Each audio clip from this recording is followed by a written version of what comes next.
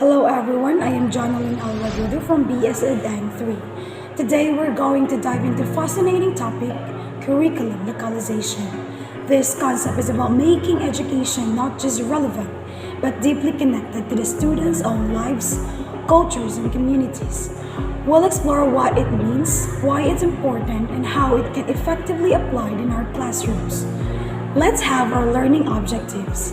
At the end of the lesson, the students are expected to understand the key concepts of the curriculum localization, analyze and create plans incorporating locally available resources to enhance relevance and engagement, develop approaches to becoming effective and efficient educators through the adoption of curriculum localization strategies. First, let's clarify what we mean by curriculum. A curriculum is essentially a standards-based sequence of planned experiences. It outlines what students need to learn and the skills they should acquire, ensuring they achieve proficiency in both content and applied learning skills. Now let's talk about localization.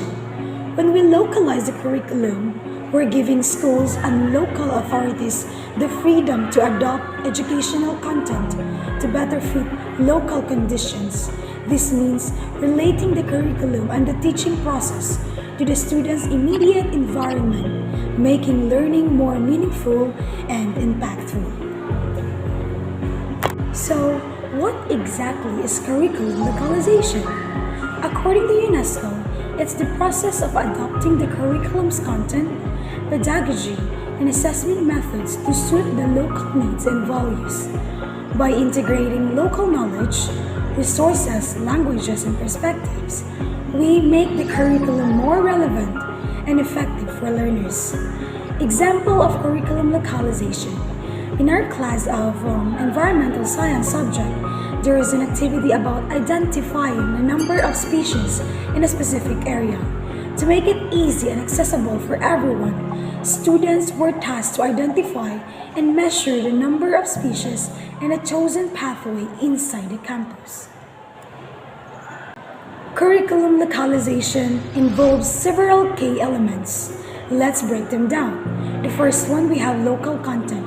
This means using examples, knowledge, and case studies that are relevant to the local context, culture, and environment.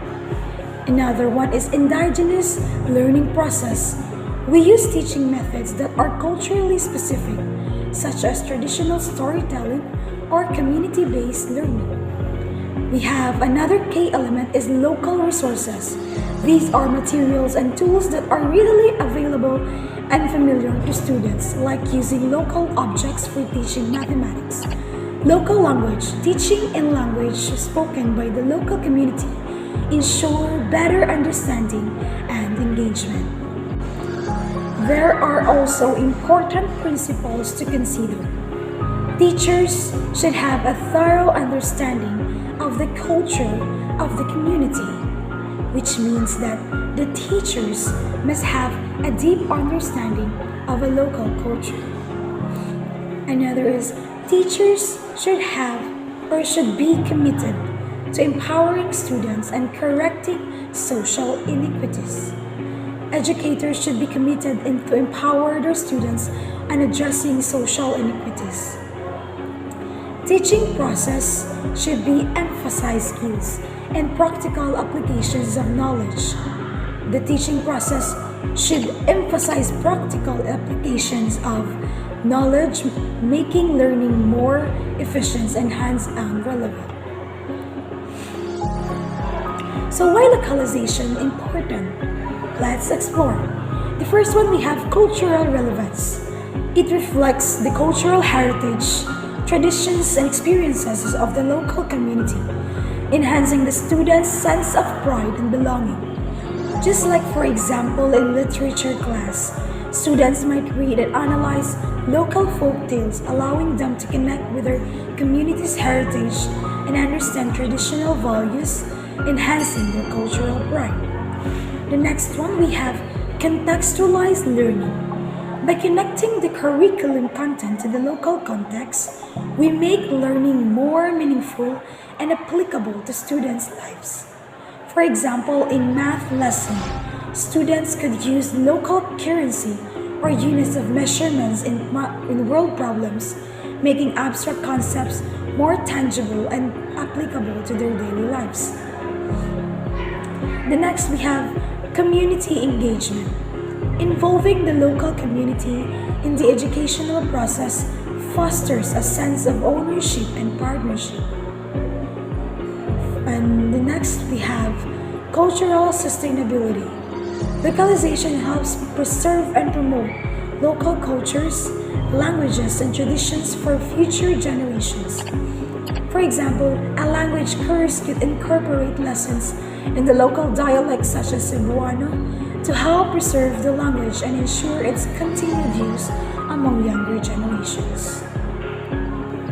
So, to sum it up, curriculum localization is about making education more relevant, engaging, and meaningful by integrating local content, resources, language, and culture into the learning process.